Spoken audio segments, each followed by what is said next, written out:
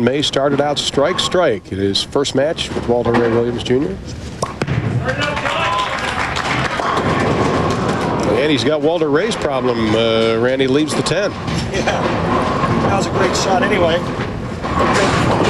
Gets up there and leaves a ring in 10, but that's all right. He's going to get just switch balls, go to a ball that goes a little bit straighter, and cover this 10 pin with no problem.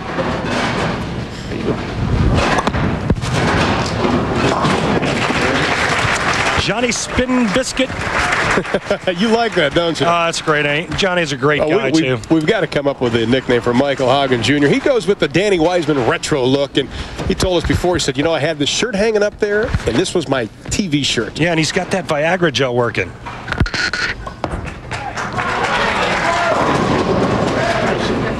And he leaves the 9-10, and he was so excited about this final.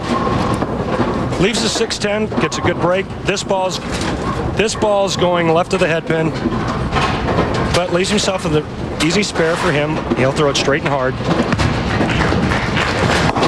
Remember, Ron, always throw the ball straight at spares whenever you can, and never, ever look directly into the sun.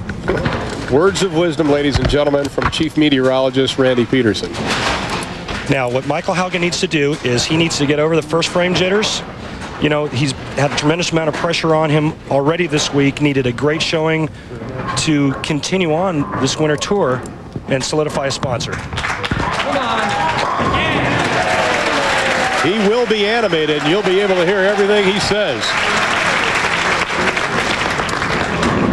John May started out strike in the first match with that 216. You see, he finished with 6.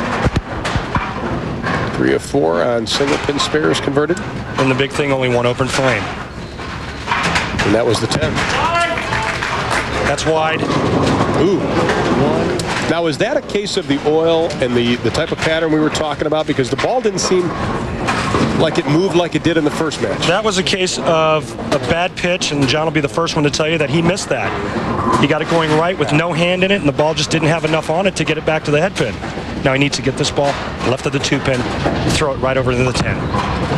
Look out. Great try. Well, Michael Haugen will have an opportunity now to try to jump through this. You can see how close it came. You know, I think great strategy on Michael Haugen's part, making John May finish on that right lane. The first match, John had a couple of problems where he did come in light, left the bucket, left the 2 pin. Now this time he comes in light, leaves a 210.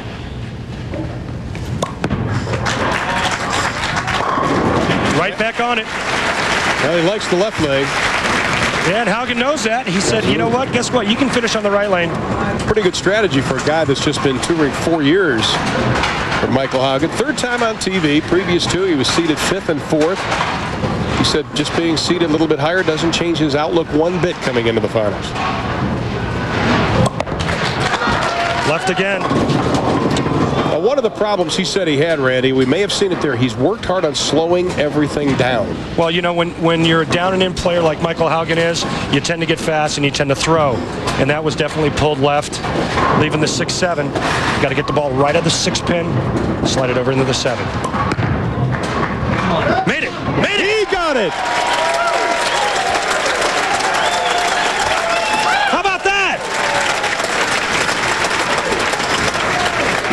What a great shot. Watch this ball throw the 6 right over into the 7.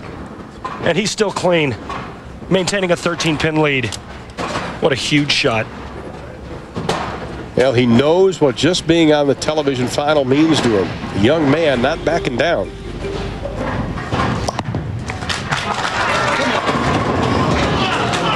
That's all right. That's a good shot.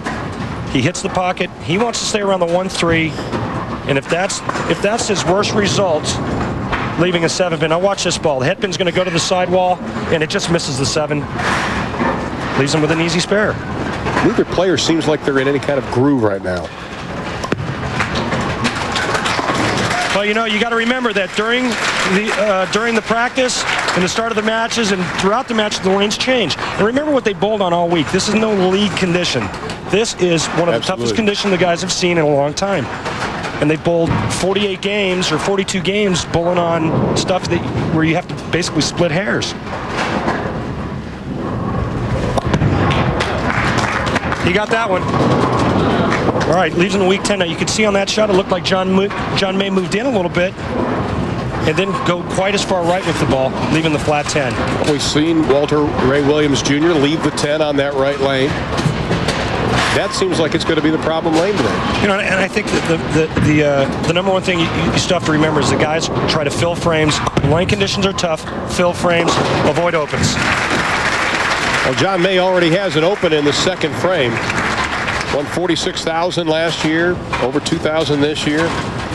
His average just over 220 so far this season. And you can see that he's led the Southern region in points the last 4 years, and as Randy mentioned earlier, a slew of regional titles. How about 18? Yeah, John's got a great credentials. Nothing yet on tour, but he's going to be a factor out here. Again, coming in light, leaving the 2-pin, which was the good break. But you can see that all of a sudden John's having trouble hitting the pocket, where in the first match he didn't. And right now the gears are turning. He's trying to figure out what he has to do to get to the pocket.